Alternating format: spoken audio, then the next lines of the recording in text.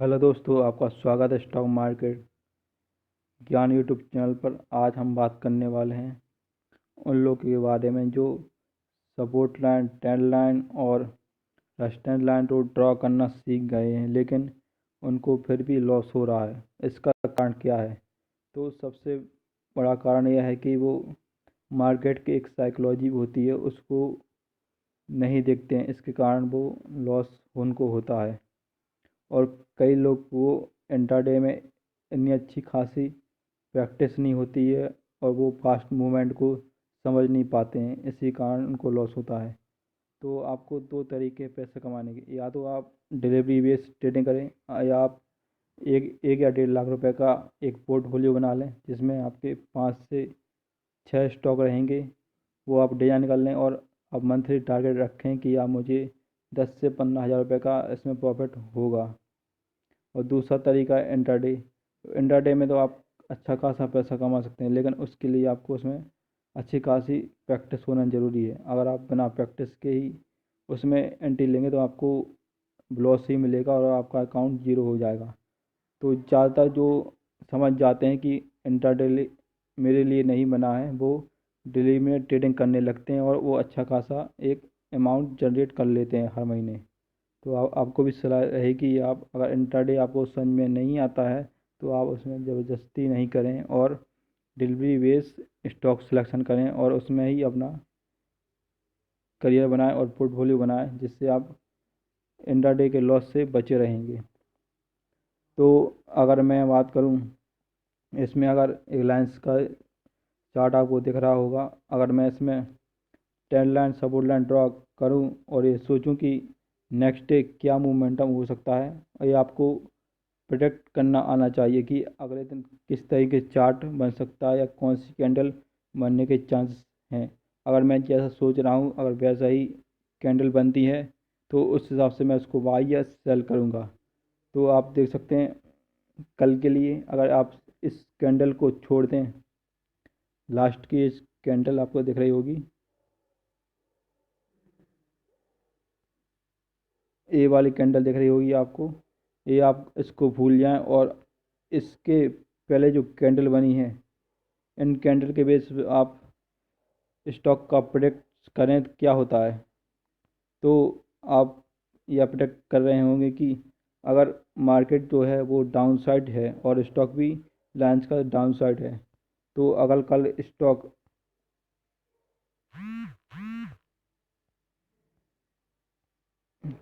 अगर इसके इस सपोर्ट को ब्रेक करता है तो इसमें और ज़्यादा डाउनफॉल आने की संभावना है।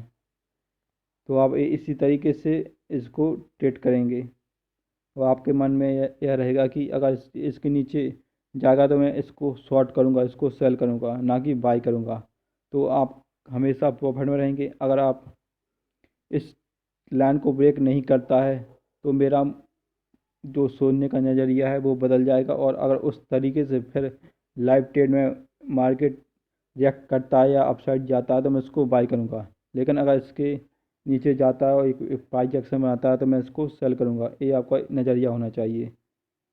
इस तरीके से आप थोड़ा मार्केट के माहौल को भी समझें और बायर और सेलर क्या सोच रहा है उसको भी समझें, फिर आप ट्रेड करें। आप देख रहे हैं कि इसका चार्ट 3 मिनट का मैंने डिसाइड किया है और मैं इसको एनालाइज करूँगा। तो मैं जो एक रेजिस्टेंस लाइन ड्रॉ की थी, तो उसी रेजिस्टेंस लाइन के या एक्सपेक्ट करते हुए उसको जो प्राइस है वो ऊपर जाने की कोशिश तो कर रहा है, लेकिन उसमें बार बार रिजेक्शन आ रहा है। तो मैं ये क्या समझूंगा, अगर मार्केट बार बार उस चीज़ को रिएक्शन कर रहा है, मतलब कि इसमें सेलर ज़्यादा हावी हैं, तो मैं क्या करूँगा, अगर कल का जो लो होगा, लो आप देख सकते हैं, ये आपको लो दिख रहा है, अगर इसको ब्रेक करेगा तो मैं इसको सेलिंग कर दूंगा। तो मेरा सेलिंग प्राइस कहाँ रहेगा, यहाँ पर रहेगा, और टारगेट हमारा 5 या 10 पॉइंट जो भी मैं डिसाइड करूँगा वो रहेगा। इस तरीके से आपको ट्रेड, तो आपको मार्केट के बायर और सेलर के बिहेवियर को भी समझना है और आगे क्या कैंडल बन सकती है, या क्या मार्केट किस दिशा में जा सकता है वो भी आपको प्रेडिक्ट करना आना चाहिए, तभी आप स्टॉक मार्केट में इंट्राडे में अच्छा खासा पैसा कमा सकेंगे। नहीं तो आप डिलीवरी में ही ट्रेड ज़्यादा करें तो आपको लॉसेस कम होंगे और प्रॉफिट ज़्यादा होगा, लेकिन उसमें भी आपको थोड़ी संभल कर ट्रेड लेना पड़ेगा। आप ऐसा नहीं कि कोई स्टॉक डाउन साइड जा रहा है और आप उसमें एंट्री ले लें। ऐसे कई स्टूडेंट हैं जो हाई पर खरीद लेते हैं और उनको अच्छा खासा लॉस होता है, उसमें निकलना पड़ता है। तो आप उस चीज़ का वेट करिए कि कब मार्केट जो डाउन ट्रेंड है उसको चेंज कर रहा है और कब इसमें मौका मिलता है कि मैं इसमें एंट्री लूँ। चाहे आप 5 शेयर लीजिए या 10 शेयर लीजिए, आपको हमेशा प्रॉफिट ही मिलेगा अगर आप राइट टाइम एंट्री लेते हैं डिलीवरी वाले स्टॉक में। तो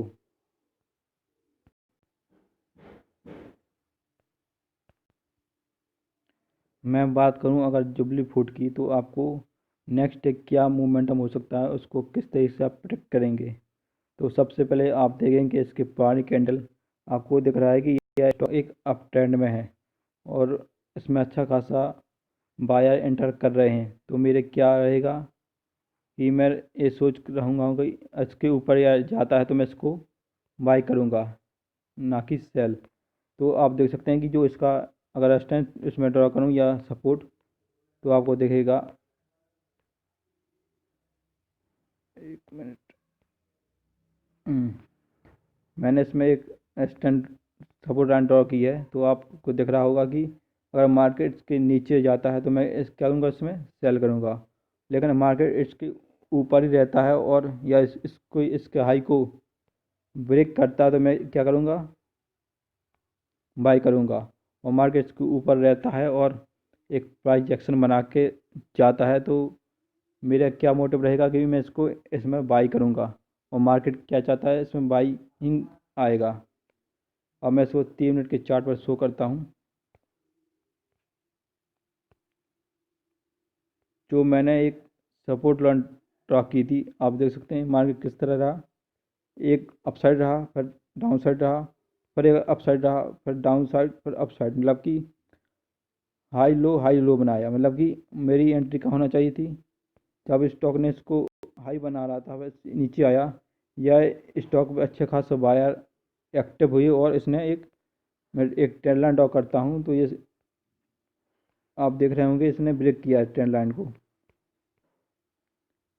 इस ट्रेंड लाइन को ब्रेक करते ही मेरी एंट्री हो जानी चाहिए थी। कहाँ पर, इसके क्लोजिंग प्राइस पर। हमारा जो टारगेट रहता है या 5 पॉइंट या 10 पॉइंट, उस हिसाब से हम लगा सकते थे, क्योंकि मैं कॉन्फिडेंस था कि मार्केट ऊपर ही जाएगा, क्योंकि इसने एक ऐसा चार्ट बनाया कि यह अपसाइड जाने की ज़्यादा चांसेस इसमें है। तो मैं इसमें बाई करूँगा, ना कि सेल करूँगा, क्योंकि इसमें पहले से ही बायर एक्टिव थे और इसने आज भी अच्छी खासी एक प्राइस एक्शन बनाया है। तो मैं इसमें बाइंग करूँगा। अगर मार्केट ऐसा ना करते हुए ऊपर जाते हुए इस तरीके से एक लो पैटर्न बनाता तो मैं यहाँ पर इसको सेल करता, क्योंकि मार्केट फिर डाउन साइड हो जाता। तो आपको सपोर्ट लाइन, ट्रेंड लाइन और रेजिस्टेंस लाइन के साथ साथ एक मार्केट के बिहेवियर या साइकोलॉजी जिसे हम कैसे हैं उसको भी समझना पड़ेगा, जो कि वो आप ही समझ सकते हैं, कोई इसको समझा नहीं सकता। आपको खुद उसमें डेवलप करना पड़ेगा ये साइकोलॉजी, कि मार्केट आगे क्या सोच रहा है और क्या मार्केट आगे कैसा जा सकता है।